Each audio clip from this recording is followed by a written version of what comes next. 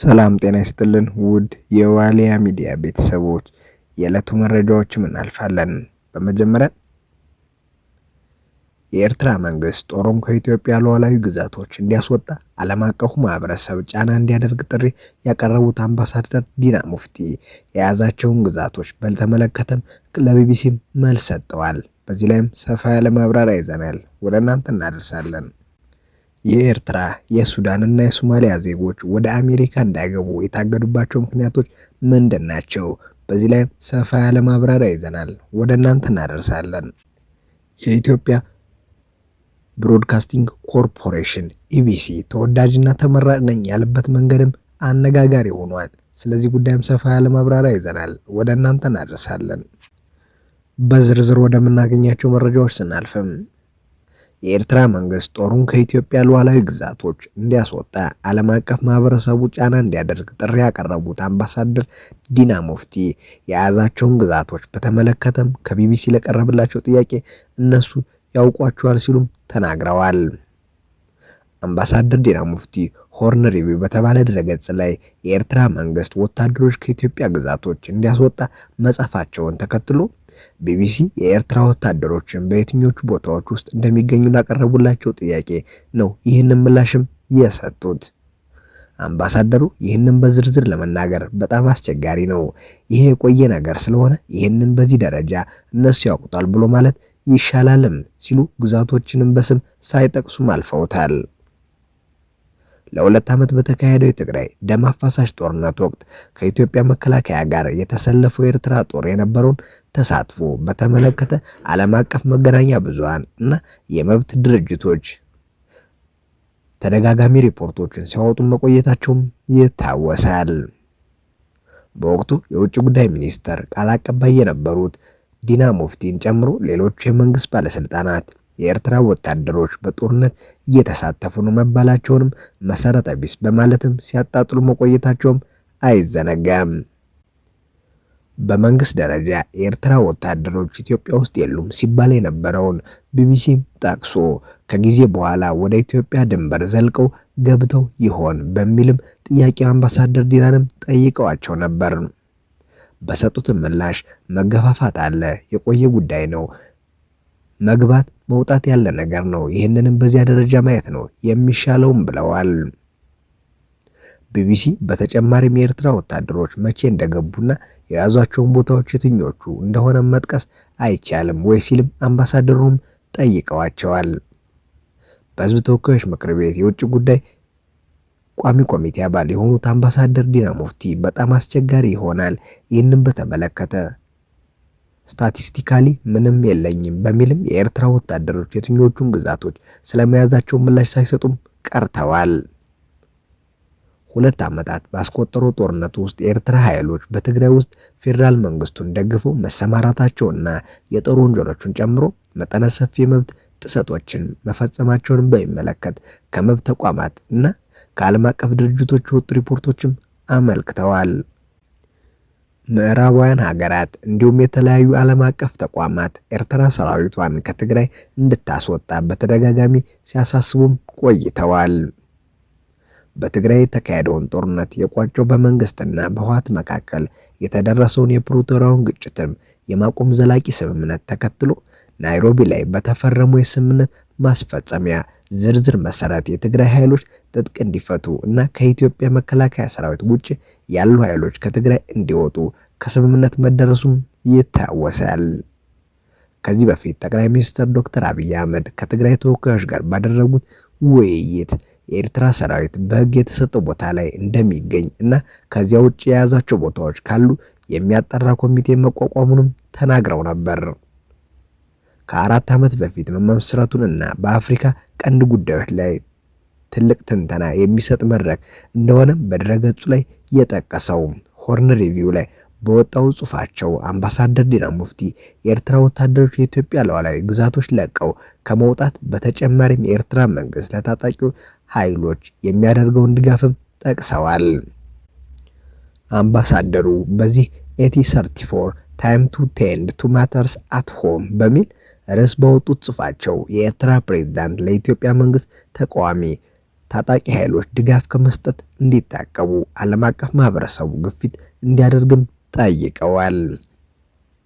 የኤርትራው ፕሬዝዳንት ይደግፏቸዋል ያሏቸውን ታጣቂ ኃይሎች ማንነት በተመለከተም ተጨማሪ ማብራሪያ እንዲሰጡ ቢቢሲ አምባሳደር ዲናን የጠየቃቸው ሲሆን እሳቸውም እነሱ ያውቃሉ የሚል አጠር ያለ ምላሽ ሰጠው ለሁለቱም ሀገራት ሰላም ነው የሚያስፈልጋቸው በሚል ለሰላም አጽንኦት ሰጠዋል።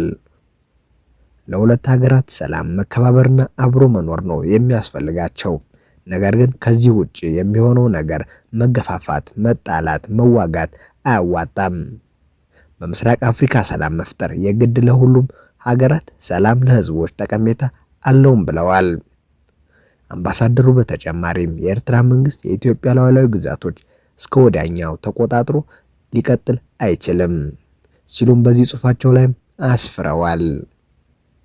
ይህንንም አስመልክቶ ተጠይቀው በደንብ በአጽንኦት መያዝ አለበት ካሉ በኋላ ከኢትዮጵያ ሉዓላዊ ግዛቶች ለማስወጣት ምንድነው መደረግ ያለበት በሚለው የተጠየቁትም ዲና ሙፍቲ ሁኔታው ለማንም አይጠቅምም ብለዋል።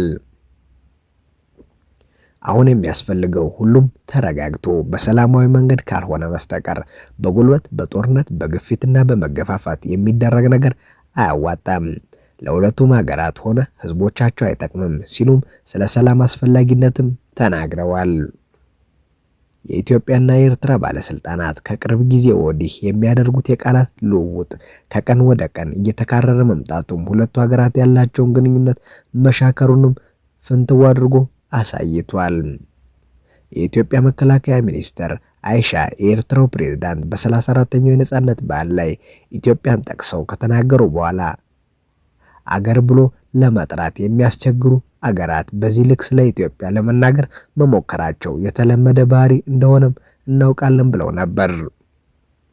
ለዚህም ምላሽ የሚመልስ መልእክት ያጋሩት የኤርትራ ማስታወቂያ ሚኒስተር የማነ ገብረ መስቀል በአሁኑ ወቅት የብልጽግና ደጋፊዎች ወይም ተሳዳቢዎች ስለ ኤርትራ ማንኛውንም ነገር መተቸት ላይ ትኩረታቸውን አድርገዋልም ብለዋል። ፕሬዝዳንት ኢሳያስ በአገሪቱ ነጻነት በዓል ላይ የውጭ ኃይሎች በብልጽግና ወኪላቸው አማካኝነት የኢትዮጵያ ሕዝብ ላይ ላለፉት 5 ዓመታት ያወጁት ጦርነት ምን ያህል ተስፋ እንደቆረጡ የሚያሳይ ነው በማለት መናገራቸውም ይታወሳል። የባለስልጣናቱ ክሶቹ፣ ወቀሳዎቹ በሀገራቱ መካከል ውጥረት መፈጠሩን ተከትሎ የጦርነት ስጋት ይኖር ይሆን ወይ፣ መሬት ላይ ወደ ጦርነት የሚያመሩ እንቅስቃሴዎች አሉ ተብለው የተጠየቁት አምባሳደር ዲና በቀጥታ ምላሽ ባይሰጡም በደፈነው ጦርነት አያስፈልግም ብለዋል።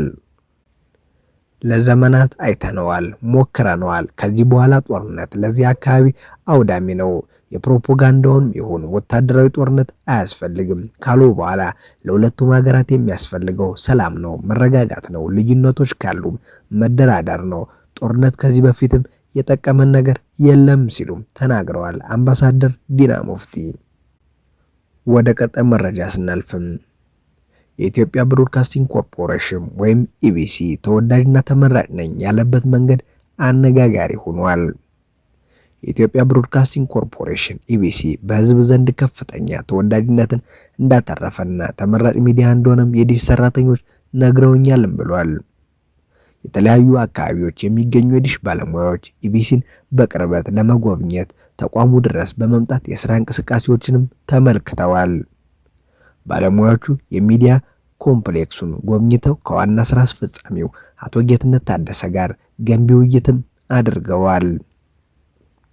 በተለይም ኢቢሲን ለማስተዋወቅ ዓመታዊ የክፍያ አሰባሰብ ላይ ለመተባበር እንዲሁም ኢቢሲ በሚያቀርቧቸው ሌሎች የስራ ዕድሎች ላይ በጋራ ለመስራት ፈቃደኝነታቸውንም ገልጸዋል። ኢቢሲ ለህዝብ የሚሆን ብዙ ተወዳጅ ይዘቶችን በማቅረብ ተመራጭ ሚዲያ ለመሆን መቻሉንም አረጋግጧል።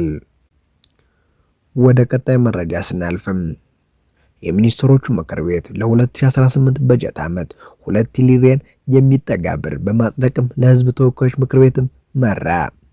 የሚኒስትሮቹ ምክር ቤት ዛሬ ግንቦት 28 ቀን 2017 ዓ.ም ባካሄደው 47ኛ መደበኛ ስብሰባ ላይ በተለያዩ ጉዳዮች ላይ ተወያይቶ ውሳኔም አሳልፏል። ምክር ቤቱ ተወያይቶ ውሳኔ ካሳለፈባቸው ጉዳዮች መካከል የ2018 በጀት ዓመት የፌዴራል መንግስት ረቂቅ በጀትም ይገኝበታል። በዚህም የ2018 ዓመት የፌዴራል መንግስት በጀት በ10 ዓመቱ መሪ የልማት እቅድ ላይ የተቀመጡ ግቦችን ከማስፈጸም የሀገር ደህንነትን ከማስጠበቅ ምርትና ምርታማነትን ከማሳደግ በተፈጥሮና ሰው ሰራሽ ችግሮች ምክንያት የተፈናቀሉ ዜጎችን ከመረዳት አንጻር የ2018 ዓመተ ምህረት እስከ 2022 የመካከለኛ ዘመን የማክሮ ኢኮኖሚ ፊስካል ማዕቀፍን መሰረት በማድረግም እና የ2017 ዓመተ ምህረት በጀትን ፕሮግራም በጀት አፈጻጸም በመገምገም ዝግጅቶችም መቅረቡን ተጠቁሟል። በዚህም መሰረትም ለፌዴራል መንግስት መደበኛ ወጪዎች፣ ለካፒታል ወጪዎች፣ ለክልል የሚሰጡ ድጋፍ እና ዘላቂ የልማት ግቦችን ማስፈጸሚያ ድጋፍ ወደ 2 ትሪሊዮን የሚጠጋ በጀት ለምክር ቤት ቀርቦ ውይይት ከተደረገበት በኋላ ወደ ህዝብ ተወካዮች ምክር ቤት እንዲተላለፍ በሙሉ ድምጽ ወስኗል። ምክር ቤቱ በተጨማሪም በስታርታፕ ረቂቅ አዋጅ ዙሪያ ተወያይቶ ወደ ህዝብ ተወካዮች ምክር ቤት እንዲተላለፍ በሙሉ ድምጽም ወስኗል። ስላዳመጣችሁ እናመሰግናለን። ቸር ቆዩልን።